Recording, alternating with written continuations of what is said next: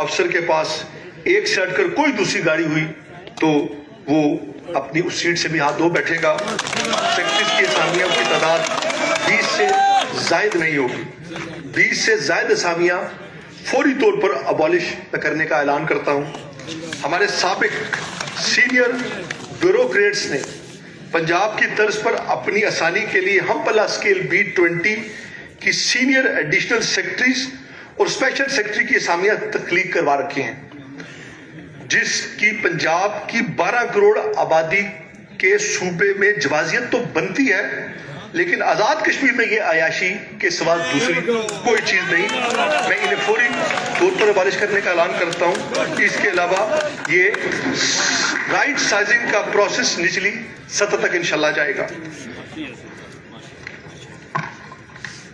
محکمہ تعلیم کا ٹیکنیکل شعبہ، جہاں اب تک NTS کے بغیر تقرریاں ہوتی رہی ہیں، ٹویٹا کی موجودگی میں اس کی کوئی ضرورت رہا ہے، لہذا اس سے نظامت تعلیم میں ضم کرنے کا اعلان کرتا ہوں. جناب چودھری انوار الحق نے سرکاری گاڑیوں کے بے دریغ استعمال کو کنٹرول تو کیا، لیکن ارسل نو ٹرانسپورٹ پالیسی مرتب نہیں کی جا سکی. میں ارسل نو ٹرانسپورٹ پالیسی مرتب کرنے کا اعلان کرتا ہوں، اور ٹرانسپورٹ پالیسی مرتب ہونے تک انتظامیہ، پولیس اور مانیٹرنگ کرنے والے اسسٹنٹ انجینئرز کے علاوہ گریڈ 18 سے نیچے کوئی سرکاری افسر گاڑی استعمال نہیں کرے گا. تمام محکمہ جات اور ادارہ جات کے اندر 1 ہفتہ اضافی گاڑیاں سینٹرل پول ٹرانسپورٹ میں جمع کرانے کے پابند ہوں گے. چودھری انوار الحق اور کرنل وقار صاحب نے جو بایو میٹرک کا نظام قائم کیا ہے، اس پہ کسی صورت میں کمپرومائز نہیں ہوگا. اور کرنل وقار صاحب اٹھ کر چلے گئے ہیں، وہ اب حکومت کا حصہ بھی نہیں ہے، لیکن ان کی روح گاڑیوں کی تلاش میں بھٹکتی رہے گی، اس بات کا آپ کو یقین دلاتا ہوں. اس لیے احتجاج کیجیے گا. سرکاری ملازمتوں میں میرٹ اور براہ راست کوٹے کی حق تلفی کی وجہ سے نوجوانوں میں مایوسی پھیلتی ہے، جس سے معاشرے میں بگاڑ پیدا ہوتا ہے اور نوجوان جرائم کی طرف راغب ہوتے ہیں.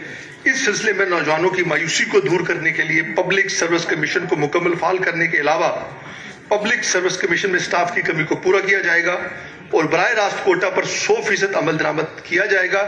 اس سلسلے میں پبلک سروس کمیشن سے مشتہر ہونے کے بعد 1 جنوری 2020 سے اب تک واپس کی جانے والی تمام اسامیوں سے متعلق جملہ نوٹیفیکیشن منسوخ کرنے کا اعلان کرتا ہوں، اور پبلک سروس کمیشن ان اسامیوں پر 1 ماہ کے اندر امتحان لے کر امیدواران کا انتخاب کرنے کا پابند ہوگا. گریڈ 18 تک جملہ اسامیاں جن میں براہ راست تقرری کا کوٹا 100% ہے کے علاوہ تمام اسامیوں پر تقرری کے لیے براہ راست کوٹے کو کم کر کے 50% مقرر کرنے کا اعلان کرتا ہوں. اس پر تمام محکمہ جات 1 ماہ کے اندر عمل درآمد کر کے رپورٹ پیش کرنے کے پابند ہوں گے. آزاد جموں و کشمیر ہائی کورٹ کے فیصلے کے مطابق تھرڈ پارٹی ایکٹ پر مکمل عمل درآمد کرنے کا اعلان کرتا ہوں.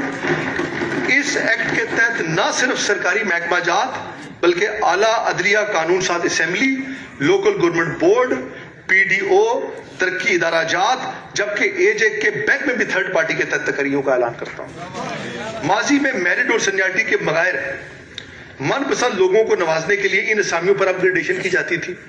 اب اپ گریڈیشن پر ذاتی اسامیوں کی حد تک مکمل پابندی کا اعلان کرتا ہوں. مختلف محکمہ جات میں ٹائم سکیل پالیسیز الگ الگ ہیں.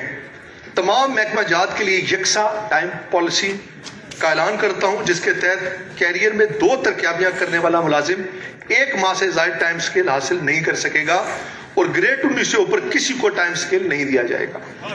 ماضی میں روزگار فراہم کرنے کے لیے سرکاری محکمہ جات میں بے شمار تقرریاں کی جانے کے لیے غیر ضروری اسامیاں تخلیق کی جاتی رہی ہیں، لیکن اب یہ نظام مزید یہ بوجھ برداشت کرنے اور اٹھانے سے قاصر ہے. مثلا civil secretariat, section clerk, assistant اور نگران تینوں کا صرف اتنا کام ہے کہ وہ فائل سیکشن افسر کی ٹیبل تک صرف پہنچاتے ہیں، جس کے لیے 3 سٹیجز قائم ہیں، جس سے ریاستی وسائل اور عوام کا وقت بھی ضائع ہوتا ہے. اور سول سیکریٹریٹ اور محکمہ جات میں سیکشن آفیسر اور ADs کی اسامیاں موجود ہیں، وہاں نگران کی جملہ اسامیاں بھی ختم کرنے کا اعلان کرتا ہوں.